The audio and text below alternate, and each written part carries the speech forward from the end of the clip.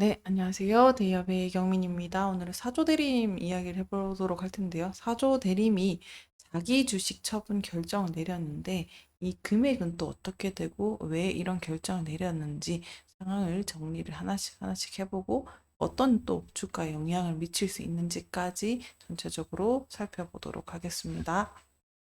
네, 바로 보시면요. 사조 대림이 자기 주식 처분 결정을 내렸습니다. 자기 주식 처분은요, 말 그대로 회사가 자신이 발행한 주식을 다시 매입을 하는 건데요. 이게 보고서에서 이 주식을 처분하려고 한다라는 거를 밝히고 있는 거예요. 그러면은 주식이 어느 정도 되냐?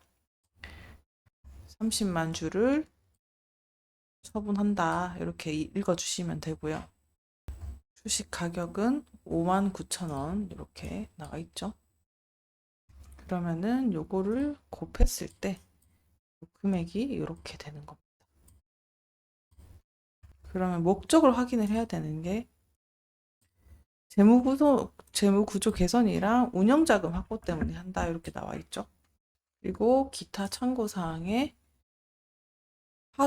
사조 해표와 합병 시 사조 해표가 보유하고 있던 사조 대림의 보통주를 취득하여 발생한 자기 주식의 일부라고 얘기를 하고 있습니다. 그러니까 다시 한번 정리를 하면 사조 대림이 자기 주식 30만 주를 대량 매매 방식으로 처분 계획을 발표를 한 거고 이거는 기업 운영이랑 재무구조 개선에다가 쓰겠다라고 하는 거고 주식 가격은 59,000원이면서 처분 금액은 17억 원에 달하는 금액입니다. 그러면 언제 이루어지는지를 보셔야 되는 건데 8월 20일에 이뤄진다라고 나와 있죠. 그래서 종료일은 11월 19일까지 한 석 달여 기간 동안 진행을 하게 될 것 같습니다.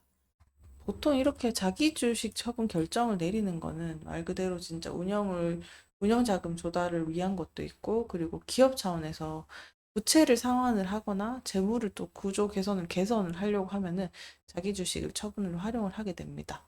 그래서 이런 거를 통해서 재무 건전성을 높이기도 하고 투자자들 입장에서는 또 신뢰도를 또 주기 위한 조치다라고도 보실 수 있겠죠.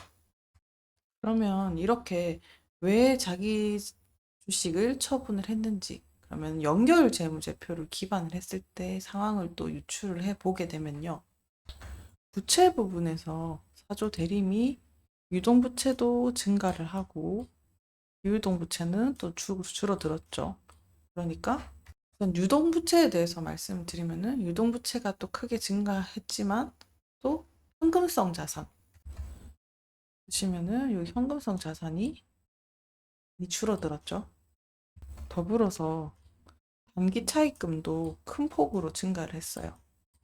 그러면은 여기서 돈이 좀 필요하겠네 이러면서 요걸 또 참고를 하면은 자금 조달이 필요했을 수도 있겠구나라는 걸 또 유추를 해볼 수 있겠고요.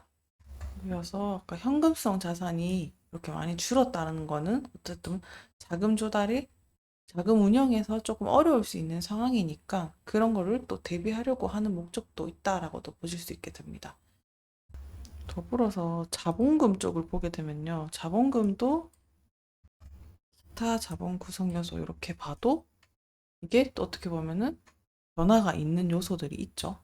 그래서 자기 주식을 또 처분을 하게 되면은 자본의 일부가 또 현금으로 변환이 되기 때문에 재무 구조를 또 개선할 수 있는데 이렇게 흡수가 될 수도 있다라는 거를 참고를 해주시면 좋을 것 같습니다. 그래서 전체적인 종합적으로 얘기를 하면은 비유동 자산이 아까 증가를 했었죠. 그래서 장기적인 또 투자를 확대하려고 의사를 또 시사를 하는 바도 있고요. 또 장기적으로 자산에 또 집중을 하면서 자금이 또 필요할 수도 있겠구나까지 정리를 할 수 있겠고요. 그래서 이거를 통해서 세 가지를 알 수 있게 됩니다. 자금이 부족해서 유동 부족이랑 자금 조달의 필요성 이런 것들을 해결을 하기 위해서 자기 주식을 처분했다라고도 볼 수 있고요. 부채가 급증을 하면서 부채를 상환하고 자본을 또 강화하려고 할 수도 있겠구나. 두 번째, 그리고 재무 구조를 개선하기 위해서 자기 주식을 처분해서 필요한 자금을 조달했구나까지 정리를 해볼 수 있겠습니다. 그러면 시장의 반응은 어떨까요? 또 자기 주식 처분 결정이 최근에 또 이루어졌었는데 하락세를 조금 이어오다가 잠시 또 숨고르기를 하고 있는 모습입니다.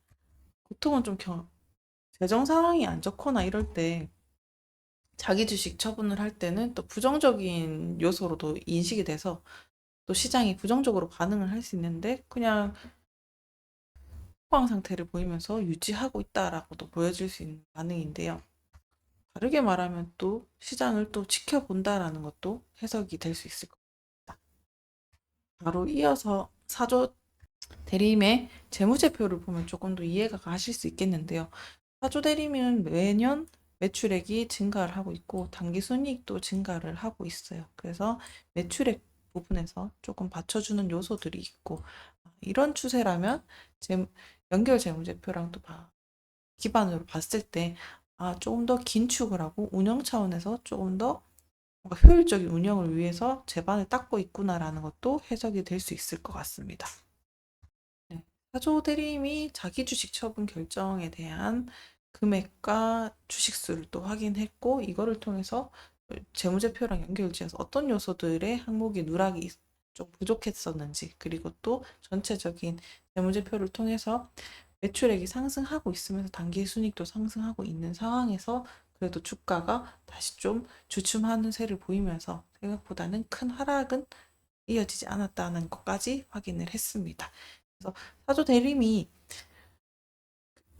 자기 주식 처분으로 인해 가지고 재무구조 운영 상황에서 조금 더 좀 단단하게 이어나가려고 하는 모습이라고도 해석이 될 수 있으니까 조금 더 상황을 지켜보고 어떤 방향으로 이끌어 나갈지 그런 것도 같이 한번 살펴보셨으면 좋겠습니다. 추후에 또 사조 대리인과 관련된 이슈 뉴스가 있으면 다시 한번 정리해서 말씀드리도록 하겠습니다. 오늘도 시청해 주셔서 감사합니다.